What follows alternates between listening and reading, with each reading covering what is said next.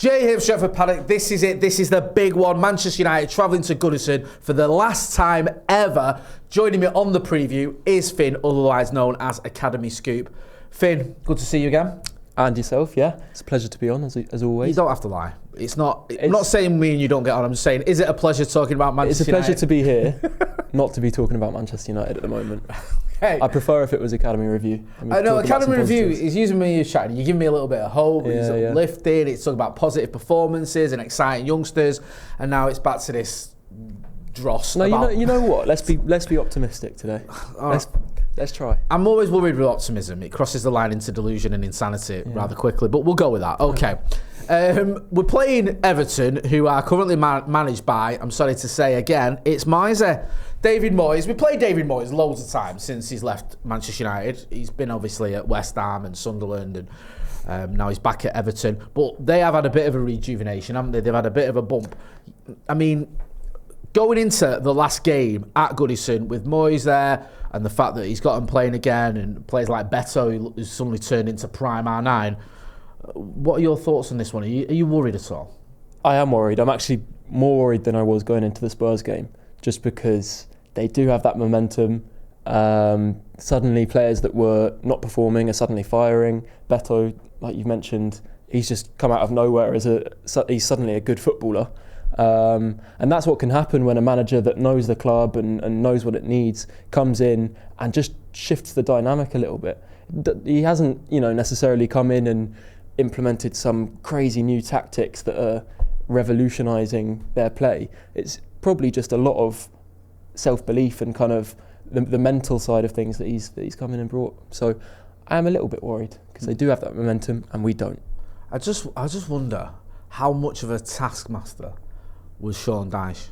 When David Moyes comes in, and he's like the Ole Gunnar Solskjaer to your Jose Mourinho, he's the one that gets everyone uplifted, do you know what I mean? And David Moyes has a bit of a reputation for being a bit of a disciplinarian. Yeah. But to be fair to him, I thought David Moyes did a decent job at West Ham. I do. I think obviously United job was too big for him. It was. Plus he came in, succeeding in Sir Alex Ferguson. He wasn't back properly in the transfer window. And he had Edward Wood instead of David Gill. It was an impossible job. It was a comedy of errors, yeah, it was. And you had an ageing squad as well that probably needed replenishing. It was just beyond him. But since then, I think he's done relatively well, especially at West Ham, winning a European trophy, getting them into Europe. I think he did it a few times as well, at least twice. So he has had success there. And then going back to Everton, you saw I watched the Merseyside derby, the last Merseyside derby, obviously at Goodison, when they got that last minute equaliser with James Tarkowski. I mean, it was very impressive. He's had other good results as well. Least of all, last week I think it was Crystal Palace away. I think they got a result there, which obviously you can't take that for granted. I mean, we couldn't even beat them at home. So he has got them going into this game. I think this is probably the first time, certainly in the Premier League era, where United will go to Goodison as the underdogs. I think if you were a betting man, and I'm not, that is mental. To say, isn't it is. But I think statistically, I mean, the table they're above us. I think form-wise, they're playing better than us. How many games are we? Is it 20? How many games are we in? Can we find out how many games have? Because I've stopped looking at the table because it just depresses me. It's just not worth it. Yeah, but 20-something. Yeah, it shows that. I mean, this isn't me being melodramatic or trying to be sort of, downplay our chances or being overly negative for the sake of being negative. Genuinely, just being realistic. Aren't yeah, Manchester United. I think we're 25 games in. Manchester United go into this game as the underdogs, and it seems pretty fair at the minute, doesn't it? Yeah, I don't think you can really argue with it that much, to be honest, as much as I'd like to. We will be going in as underdogs because, as we've seen since Ruben Amorim came in, and I'm not saying it's because of him, but this is the reality that we're faced with. We never know what we're going to get. Most of the time, it's not something very good. Our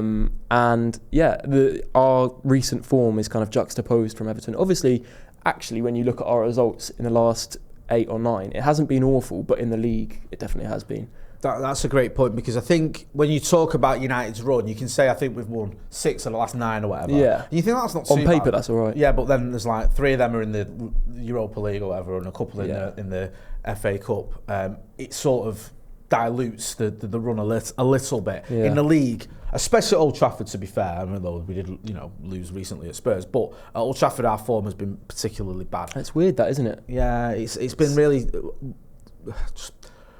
almost fear-inducing. I'm going to Old Trafford at the minute. I know this is away, but I'm going to Old Trafford worried all the time, no matter who we're playing. And I'm sick of feeling like that. But Everton at Goodison, the crowd will be up for it. They're obviously doing well under David Moyes. They're the favourites for a reason. Get involved in the chat in the comments. Let us know what you think as well. Don't forget, we want your score predictions. We're going to get into predicted 11s in a minute, but we want your score predictions. So film yourself in landscape like that and send it to paddockmatchday@gmail.com. Film yourself for about 30 seconds, and we'll use that as part of our pre-match build-up for the watch-along tomorrow. And then, obviously, you can even end up sitting where Finn is, or even where I am. We've had people who've sent us score predictions and end up joining us on the preview, so do send that in if you want to.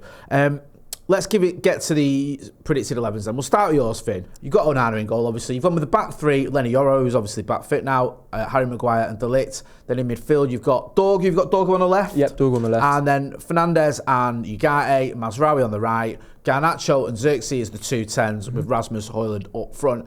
It makes sense to me that. The big call you've made there, though, is no Diogo Dalot. You don't think Dalot's going to start, which would be a surprise for this team. It probably would be, but I just think right now there's something off about his decision-making, and some of his actions just don't fill me with confidence, to be honest. And I think maybe he could benefit from a couple of games out of the 11 just to possibly get firing again, because I think he just looks a little bit dejected at the moment. It seems like he gets in a lot of good positions, and he drives the team forward into the final third. And then when it comes to his final ball, it's just not there at the moment. And I think Mazraoui is a little bit more reliable from that standpoint. He's maybe not as athletic as Dalot, not as explosive on the right flank, but I just prefer that little bit of quality, more reliable decision making. So that's what I go with. Yeah.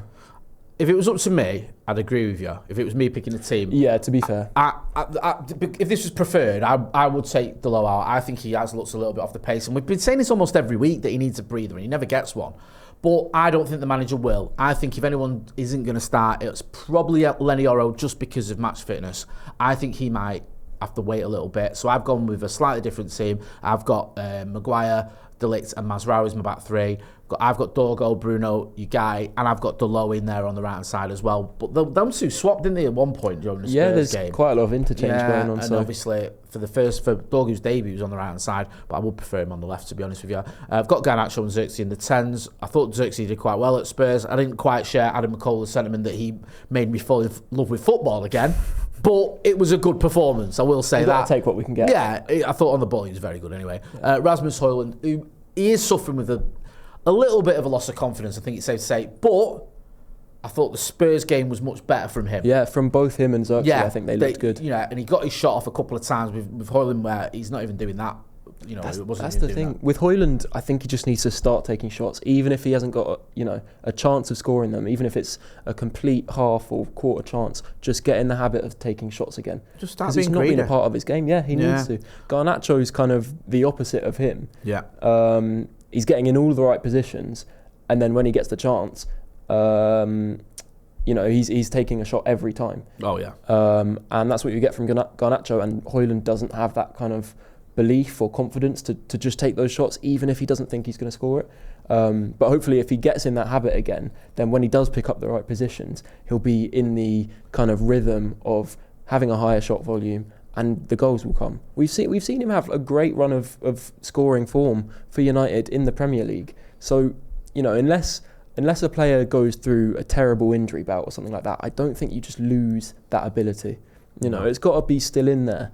And it's about him kind of unlocking that again. And I think just taking more shots will be, a helpful step in the right direction. I couldn't agree more. And also, you've got to know that this season, at least, the summer, he's going to play. Yeah. Højlund is going to play because... Unless you think Chido's going to start every game. Yeah, you're going to get lots of minutes. Yeah. So just relax, enjoy your football, take some shots. It's almost like, you're getting a free hit here at the minute at Manchester United. We'll move on to Everton. Get involved in the chat in the comments. Let us know whether you agree with me or Finn when it comes to the predicted 11. Everton, we've spoken about them. They're doing pretty well under David Moyes.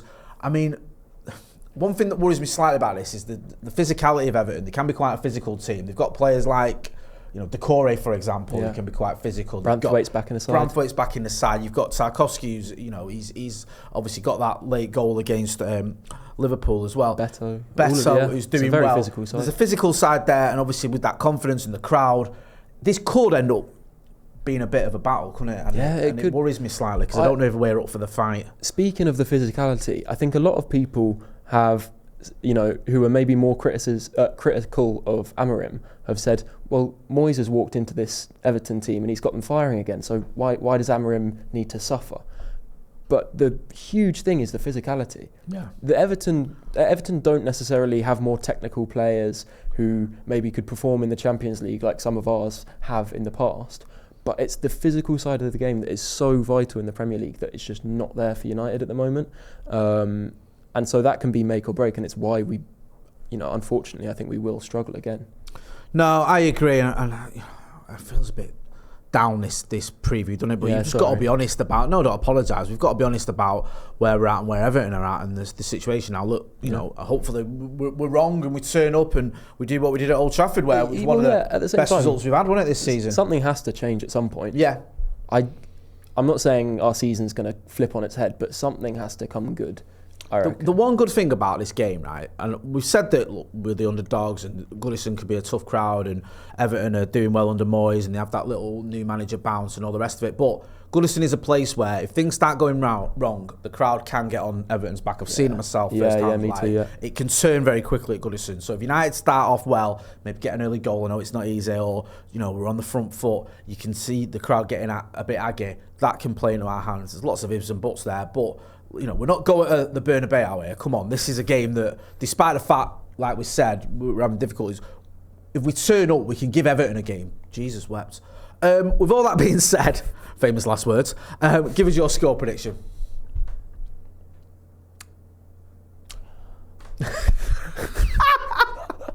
Do not edit that out. Leave that in, because I think Finn just glitched there.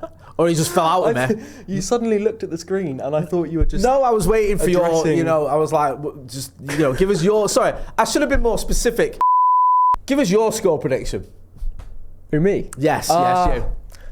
I'll go 2-1 United. See, now you're just talking crazy. No, do you know what? Fair enough. Who's going to score? Rasmus Højlund is going to get a confidence goal. I know what's coming here. Go on. What's coming here? Go on, no, you tell me. Are you expecting a substitute appearance off someone? Yes, and the second goal is going to be Chido Obi. See, there off you the go. bench, scores a 50-yard bicycle kick. Right, okay, now you in the 93rd minute. Right, I'll tell you what. I'll take a 3-inch tapping in the 90th minute. That's not what Chido does. No, all right. Well, we'll see. Anyway, you're going with that. Yeah. I'll go. I think we'll lose, Finn. You can't say that. It's good. It's Everton at Goodison. I think we'll lose 1-0. It's Everton. I know it is Everton, but you know, there used to be a time when we said it's Spurs, lads, it's Spurs, and then they've beaten us 3 times this season. Yeah. So forgive me. I'm going to go with an Everton 1-0 win. I don't know. Decore with an header. Get involved in the chat in the comments. Let us know what you think. Don't forget, if you're not doing to hit like, share and subscribe, go and check out Finn Academy Scoop on all your socials. Always giving you the latest Academy news. Plus, he'll be back next week for us for Academy Review. Plus, send us your score predictions, 30 seconds in landscape on your phone. Send it to paddockmatchday@gmail.com and we'll use that as part of our pre-match build-up. That's been Finn. I've been Jay. This has been a preview. Manchester United strips of Goodison against Everton. Thanks for watching.